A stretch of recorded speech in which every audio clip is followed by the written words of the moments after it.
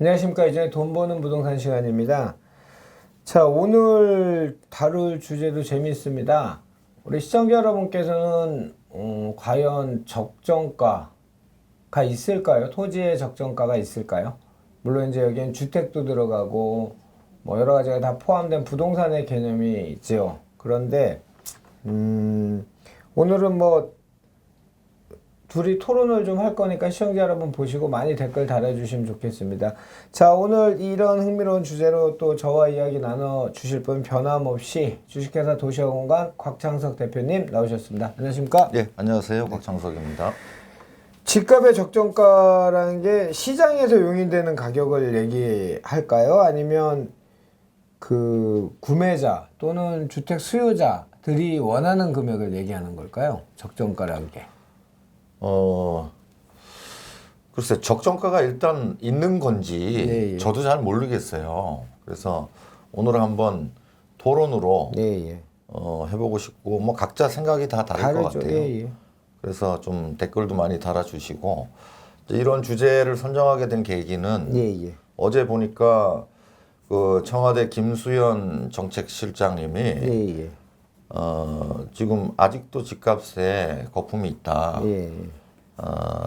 이제 서민들이 기대하는 적정가에 아직 못 미쳤기 때문에 예. 언제든지 추가 규제를 할 수 있다. 또 공시 가격 현실화도 지속적으로 추진해 나가겠다. 이제 이런 말씀을 하셨어요. 예. 그래서 또 이 부분이 상당히 어떻게 보면은 좀 철학적인 것도 하고 학문적인 부분이기도 하고 그렇죠. 또 이걸 어떻게 생각하느냐에 따라서 시장에 대한 관점도 달라지는 것 같아요. 예.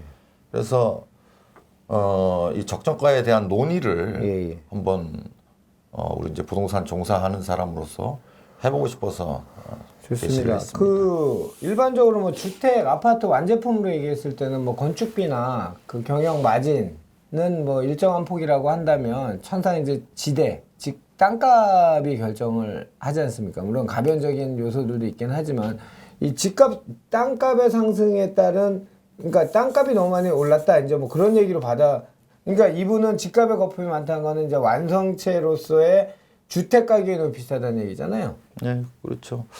그래서 저도 이제 사전적인 의미를 한번 예. 좀 찾아봤어요. 적정가란 과연 무엇인가? 그러니까 알맞고 올바른 값 적정가라고 하면 이제 적이라고 하는 거는 이제 알맞다는 뜻이고 정이라는 거는 올바르다는 뜻 아닙니까? 가는 이제 값값자니까 알맞고 올바른 값이라는 뜻인데 이게 과연 시장에 있냐? 예. 또 이 적정가를 과연 누가 정할 거냐? 이게 굉장히 어려운 문제거든요. 그래서 우리 이제 이 단장님은 이제 토지 쪽을 종사하고 저는 주택 쪽으로 많이 하고 있으니까 이런 논의를 과연 적정가가 있을 건지 있다면 누가 정하는 게 맞는 건지 이런 걸 좀 논의를 해보고 싶습니다. 저는 뭐 이제 토지를 예를 들면 뭐 토지 가격이 대략적인 가격대는 있죠. 예를 들어 어떤 지역에 용도 지역을 나눴을 때 길이 있는 땅이면 대체 얼마. 근데 이제 거기서 등장하는 말이 근데 땅값 너무 많이 올랐어. 이 말이 이제 항상 등장하죠. 그러면서도 매매가 되는데 적정 가격이란 말은 시장에서 용인하는 시장이 정하는 가격이라고 저는 생각하거든요. 근데 물론 김선 선생님이 얘기했던 아까 사실 알맞고 올바른 가격인지는 저도 모르겠어요. 그런데 수요가 있고 그 수요가 내가 예를 들어 거기서 투기가 됐든 투자가 됐든 또는 뭐 실수요. 예를 들어 뭐 공장을 하든 근상을 하든 필요에 의해서 이 가격으로 샀을 때 지대 상승을 꿈꾸거나 또는 내가 쓰는데 문제가 없다면 적정한 가격이라 용인되면 거래가 이루어지는 거니까 시장이 정하는 가격 같은데요, 저는요. 그 이미 저도 뭐 그렇게 생각하는데 그게 이제 제가 볼 땐 그게 답에 근접한 내용입니다. 그런데 현재 다른 분야는 잘 모르겠는데 집값에 있어서는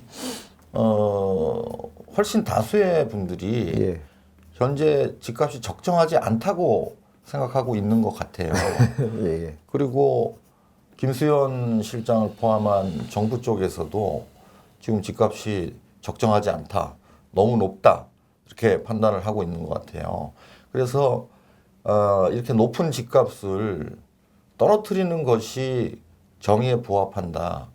이렇게 생각하고 정책을 지금 시행을 하고 있는 것 같습니다. 현 정부의 정의는 이제 청산주의적 정의가 강하니까 분배를 해야 되는 측면이 강하니까 일견 이해는 되지만 지금 며칠 전에 이제 곽 대표님이랑 쭉 그때 우리 세미나도 했을 때도 얘기했죠.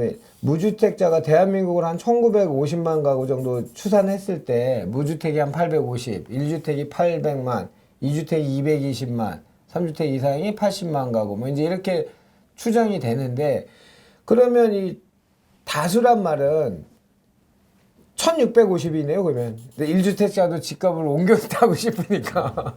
네. 이 논의는 사실 지금 시작된 거는 아니고요. 본격적으로 논의됐던 때가 참여정부 때였던 네. 것 같아요. 지금 보면은 또 비슷한 논의가 되고 있고, 우리가 이 유튜브 영상을 찍으면은 네. 그런 댓글이 많이 올라오잖아요. 네. 이 지금 집값이 엄청 비싼데 그렇죠. 집값을 또 띄우려고 하냐, 뭐 이런 내용들이 많지 않습니까? 네. 그리고 요즘 좀 집값도 소강 상태를 보이고 일부 급매가 나오고 하니까 이제 뭐 집값이 크게 떨어진다. 지금 집값은 거품이다. 네. 뭐 반토막 이상 떨어져야 적정 가격이다 이렇게 생각하는 분들이 늘고 있는 것 같아요. 대한민국 망할 때나 그렇지 않을까요? 시장 경제가 붕괴됐을 때는 그게 가능한 얘기 아닐까요? 그래서 이제 과거 사례를 보면은 뭐 집값이 반토막에 가깝게 났던 적은 없고 예. 가장 많이 떨어졌던 때가 IMF 외환위기 예. 때인데 그때도 한 15에서 20% 정도 떨어지고 또 금세 뭐 반등했죠. 외부 충격에 의한 거니까 금세 반등했었거든요. 그래서 집값이 50%씩 떨어져야 적정가라고 한다면은 뭐 말씀하신 대로 뭐 한국 경제가 완전히 파탄이 나야 가능한 겁니다. 그렇게 되면 뭐 은행이든 뭐 가게든 기업이든 살아남을 데가 없죠. 그렇죠. 집값의 문제가 아니죠. 그 상황이 되면. 네, 다 망하는 수준인데 네. 이제 그거를 좀 이념적인 잣대로 기대를 하고 있는 것 그렇죠. 같아요. 마치 우리가 뭐 부모님한테 용돈이 너무 약하다. 용돈을 올려달라. 이게 용돈이 적정하지 않다고 아무리 때를 써도 그게 올려주는데 한계가 있지 않습니까? 네. 또 뭐 주택은 어쨌든 필수제에 가까운 공공재적인 성격이 있긴 하죠. 그 비슷한 공공재라고 한다면 예를 들어 우리가 먹고 입고 자고 하는 게 뭐 인간의 3대 기본 욕구인데 음식값이 비싸다고 한다면 그 음식값이 6천 원은 너무 비싸다. 그러면 그걸 가격을 내리자. 네. 그렇게 하면 그 음식값이 떨어지겠냐는 거죠. 그렇죠. 또 뭐 어떤 사람은 한 끼에 30만 원짜리 일식 뭐 이렇게 비싼 음식을 먹을 수도 있잖아요. 그게 너무 비싸니까 그걸 내린다고 해서 강제로 내린다고 해서 그 음식값이 싸지냐 이거죠. 예. 제가 볼 때 주택 문제에 있어서도 비슷한 것 같아요. 지금 이제 정책을 하시는 분들이 생각하는 거는 원가에 연동돼야 된다는 관념을 많이 가지고 있는 것 같아요. 원가에다가 이제 적정 이윤을 붙여서 공급이 돼야지. 뭐 원가에 너무 과도한 이윤을 붙였기 때문에 이거는 거품이다. 이렇게 판단을 하고 있는 것 같은데 글쎄요, 저는 반대로 생각합니다. 네. 그래서 원가에 과도한 이윤이 붙어서 많이 공급된다면은 가격이 올라가면 많이 공급하겠죠. 그러면 시장의 자정 기능에 의해서 결국 집값이건 음식값이건 뭐 옷값이건 다 떨어지지 않겠습니까? 저도 집값이 비싸다고 생각해요. 집값이 좀 싸졌으면 좋겠습니다. 또 음식값이나 옷값도 좀 내렸으면 좋겠어요. 그래서 싸고 좋은 옷을 좀 입었으면 좋겠고요. 싸고 맛있는 음식을 먹었으면 좋겠습니다. 그러나 우리는 누구나 그런 소비자이면서도 또 한편으로는 공급자이지 않습니까? 그 일방적으로 내가 원한다고 해서 싸고 좋은 집, 싸고 좋은 옷, 싸고 좋은 음식을 가질 수는 없거든요. 예. 그렇게 되면은 누가 공급하겠냐 이거죠. 예를 들어서 음식값이 5천 원이 비싸다고 4천 원이나 3천 원으로 내리라고 하면은 그게 실제로 그렇게 되냐 이거죠. 그렇죠.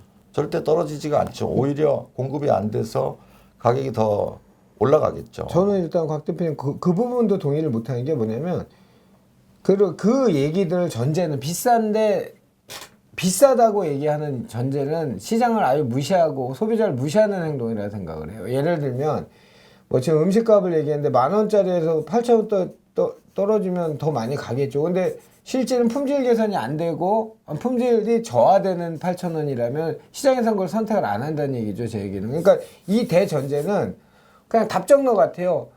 10,000원짜리 8,000원이면 사람이 많이 가니까 다 거기가 난 거기 가기 싫은데 이제 이런 기조인 것 같아서 저는 거기서부터 일단 저는 아닌 것 같아요. 그러니까 보니까 이 단장님은 철저한 시장주의자예요. 예. 그 생각이 아주 골수에 깊이 박혀 있기 예, 때문에 맞아요. 그런 개념 자체를 아예 받아들이지를 못하는 예, 거예요. 맞아요. 튕겨내버리는 예, 맞아요. 거죠. 그런데 사실 지금 주택 정책을 하는 거 보면 예. 그렇지 않다는 거예요. 어딘가 적정 개념이 존재하고 그거를 적정 개념. 많은 사람들이 그렇게 얘기하는 거는 옳다고 생각하는 거죠. 다수가 왜냐하면 옳다. 민주주의고 다수결이기 때문에 다수가 집값이 비싸다고 생각하면 그게 옳은 거고 집값이 떨어져야 한다 이렇게 생각하고 있는 것 같아요. 참 이게 어려운 문제이긴 한데 곽 대표님은 그렇게 생각 안 하세요? 전 전혀 그렇게 생각 안 하죠. 아니 그러니까 제가 얘기한 거에 동의 안 하세요? 시장주의자시잖아요. 물론 동의를 하는데 예. 좀 구분해서 생각을 해봐야 된다는 거죠. 예. 시장에 참여한 사람들은 많은 사람들이 자본주의니까 이 시장에 적응하면서 살고 있잖아요. 네. 그래서 어떤 가격이 결정되는 것은 내가 결정하는 것도 아니고 그걸 뭐 어떤 개인이나 집단이 결정하는 게 아니고 결국은 수많은 사람들이 시시각각 매 순간 결정을 하고 있거든요. 네. 결국 시장의 가격이라는 거는 그렇게 수많은 수천만 명의 국민들이 의사결정을 한 결과 만들어진 가격이지 않습니까? 예.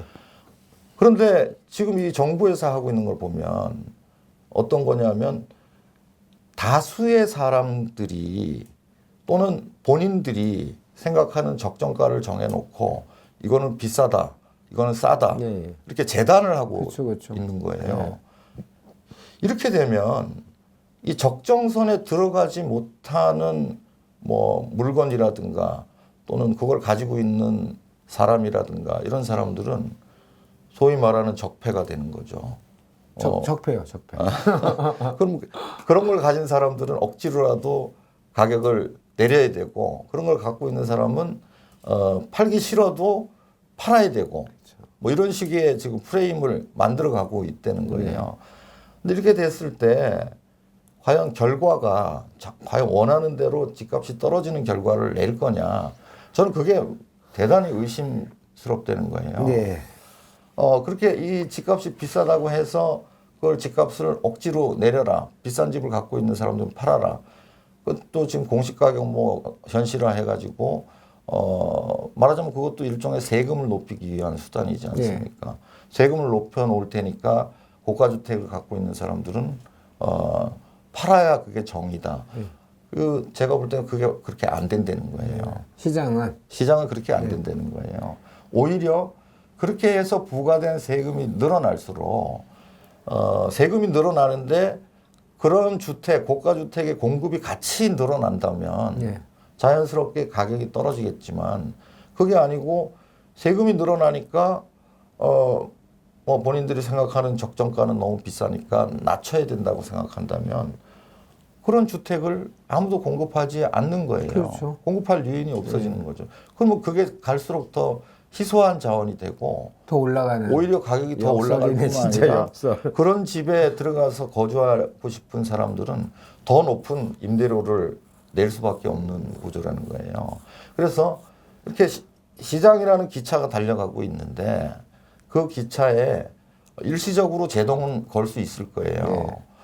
지금 종부세를 많이 물리고 하면 일시적으로 그걸 못 견디는 물건이 나올 수는 있지만은 궁극적으로는 그런 자원이 희소 자원이 되는 거예요. 그렇죠. 비유하자면 그런 거죠. 우리가 뭐 예를 들어 명품백이 있다. 네. 이게 뭐 적절하지 않을지도 모르지만은 명품백은 너무 비싸다. 그러니까 그런 명품백은 가격을 내려야 된다. 그렇게 됐을 때 그 명품백 가격이 떨어지겠냐는 거죠. 안 떨어져요. 더 희소해지죠. 그건 안 만들 거 아니에요, 명품백을. 안 만들면 그 다음에 명품백 들고 있는 사람은 희소자원이 그러니까 돼요. 시장의 흐름, 방향성에 대해서 괴가 다른 걸 자꾸 하니까 아까 얘기했던 급제동이나 순간 제동은 할 수 있지만 자꾸 과부하가 걸리는 걸 느끼는 것 같은 게 지금 예를 들면 그런 거죠. 아까 공시가격 올리는 게 정의롭다. 뭐 한 50% 단독주택 50%고 아파트는 한 80% 선이는데 이거를 100%까지 올리겠다. 좋습니다. 좋은데 이로 인한 굉장히 많은 사회적 보장제도들이 결부돼 있잖아요. 연금이나 뭐 보험료나 뭐 다 결부돼 있잖아요. 좋다고 하더라도 제가 우리 곽 대표님 그 얘기 많이 그 4대강 옛날 뭐 이것도 적절한지 모르겠지만 저는 4대강이 나쁘다 생각을 안 했어요. 왜냐면 친수지역 활용에 대한 특별법을 만들었을 때 취지는 되게 좋았거든요. 문제는 소통을 안 하고 일방적으로 집행을 했다는데 전 문제가 있다고 그때도 얘기를 했었거든요. 예를 들면 한강변을 먼저 해보고 긍정적인 효과가 있으면 국민한테 널리 알려서 홍보를 하고 이런 결과치가 나왔으니 다음은 영상 강의 심각하다 이렇게 했으면 실패 안 했다고 생각을 하는데 하나도 틀린 게 없어요.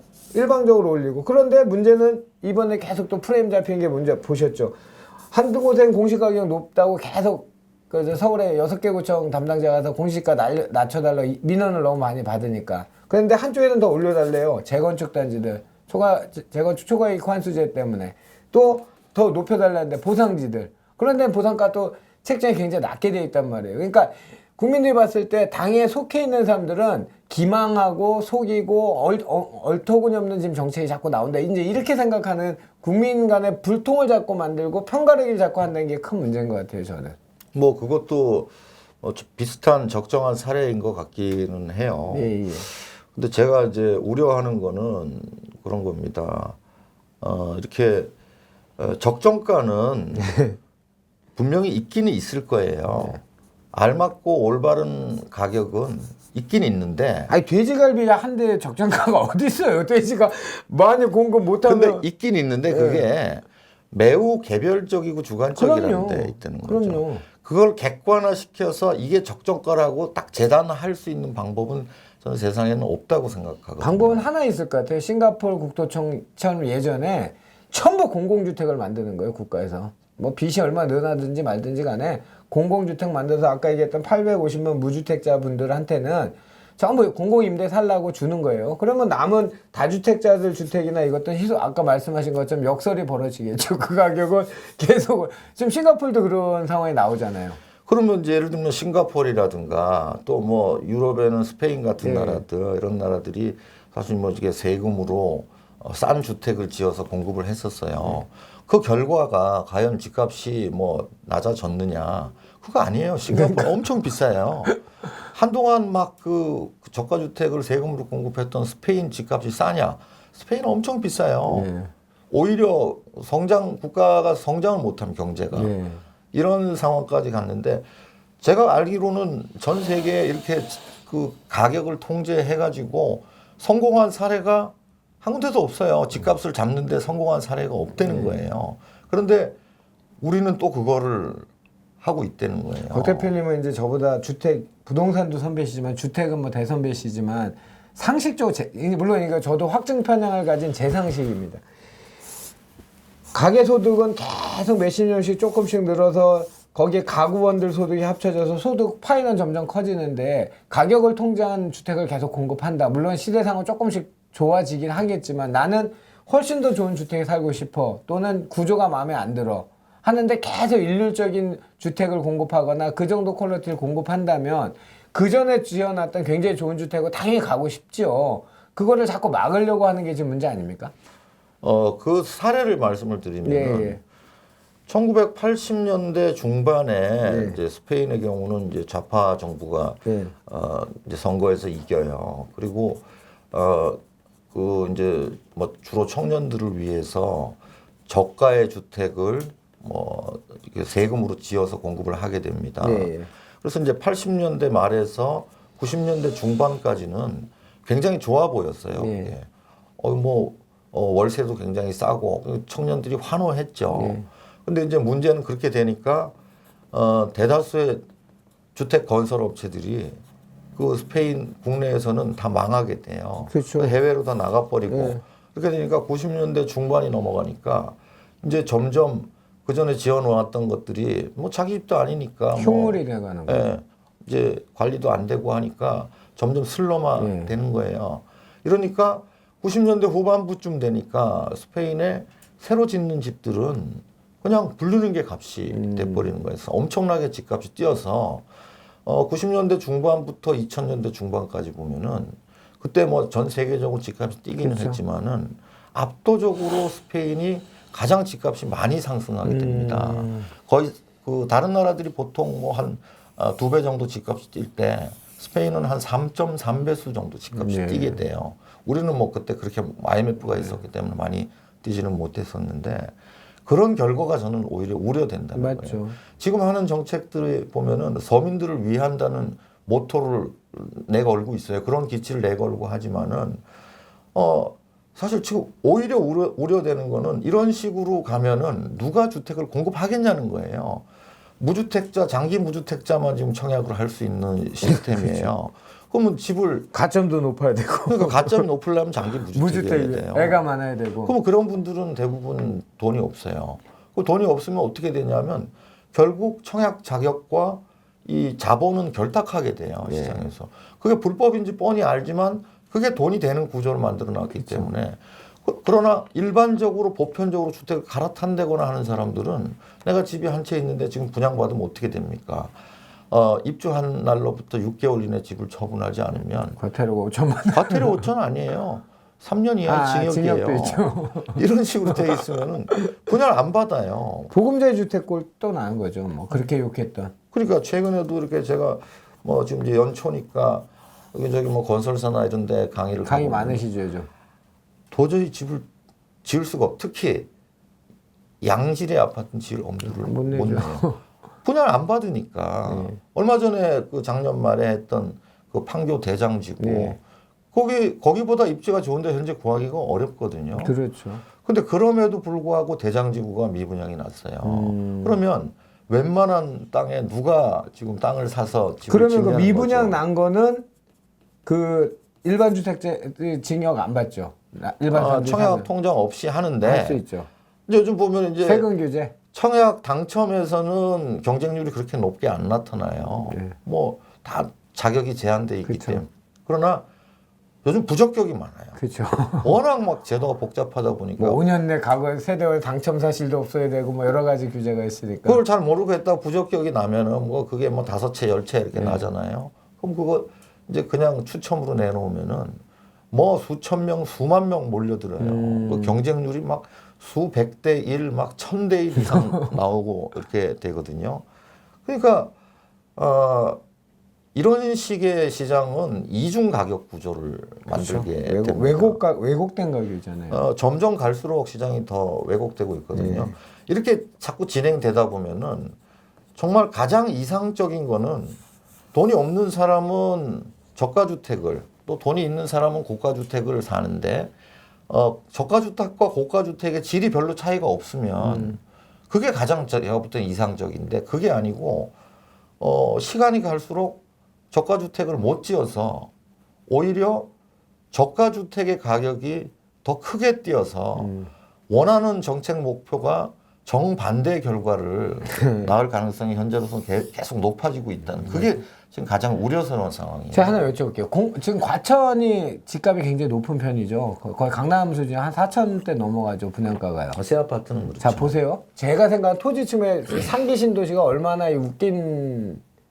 웃기다 하면 시청자나 뭐 싫어하시면 물론 이제 그 왕숙이나 공급이 많은 지역 빼놓고 1,000만 원대 미만으로 공급 가능할 것 같은 지역은 빼놓고 과천은 4천만 원대가 넘어가요. 그다음에 하남도 지금 투기 과열지구예요. 그럼 대출이 안 되잖아요. 그러면 돈 있는 사람만 들어가라는 정책 아니에요? 예를 들어 과천에서 암만 싸게 짓는다고 하도 예를 들어 만약 한 3천에 짓는다 하자고요. 분양가가. 그러면 33평이면 10억이에요. 10억이면 대출도 하나도 안 나오는 거잖아요. 그럼 4억을 40% 대출 받는다 하더라도 한 6, 7억의 현찰이 있어야 과천에 들어갈 수 있는 거잖아요. 네. 그러니까 그게 뭐 있는 사람들이 죽어먹지 로드맵은 아니죠, 이거는. 근데 그렇게 비싼 집값이 안정되는 방법이 억지로 4천짜리를 3천으로 해라 한다고 해서 안정이 되지 않는다는 거예요. 그러니까 저도 그게 지금 4천짜리가 3천이 되려면은 많이 공급하면 되죠. 방법은 4천짜리가 많이 공급되면 그러니까 선택을 할 수 있게. 그러면 그 중에서 누가 비싼 걸 갖고 싶어요. 그렇죠. 이제 싼 걸 선택하게 되면은 3천으로 떨어질 수 있는 거죠.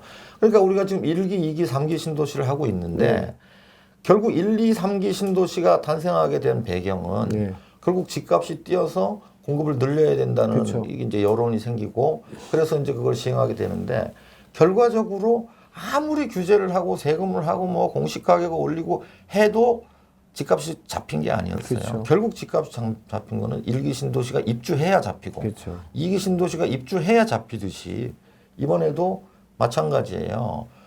공급해서 3기 신도시가 입주해야 잡혀요. 3기 신도시는 다른 물량을 분양 못하게 만들어요. 그렇죠. 다 소비자들이 수요자들이 3기 신도시 기다리거든요. 공공임대니까요. 공공임대고 공공택지. 근데 이런 아주 단순한 원리인데 이 자본주의의 기본 원리를 무시하고 정책을 진행하고 있다는 거예요. 자본주의가 아니라고 생각하나 봐요. 그러니까 누군가는 이 얘기를 해줘야 될 것 같아요. 아무리 욕을 먹더라도. 아니 근데 뭐 별로 없어요 사실. 요즘 뭐 일부 보수 매체도 있긴 한데 그 뭐 정치적인 얘기만 하고 부동산에 대해서 한 몇 분 계시더라고요. 몇 분 가시는데 뭐 이렇게 세게 얘기하는 데는 별로 없어요. 그러니까 이제 이런 식으로 얘기하면은 적폐로 몰린단 말이에요. 저희 그때 보셨죠? 집값을 올리자는 얘기냐 뭐 이런 저희가 식으로 건설사한테 반응한단 PRB 받는다는 거 보셨죠 댓글? 그러니까 우리가 뭐 댓글에 다 신경 쓰는 건 그렇죠, 아니지만 그렇죠.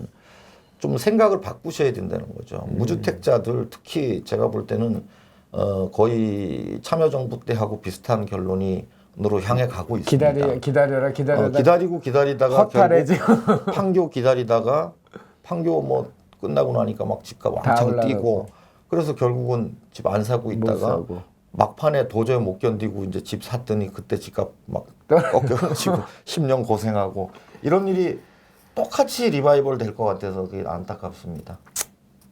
뭐 둘이 뭐 얘기해봐야 뭐 진짜 답답하네요.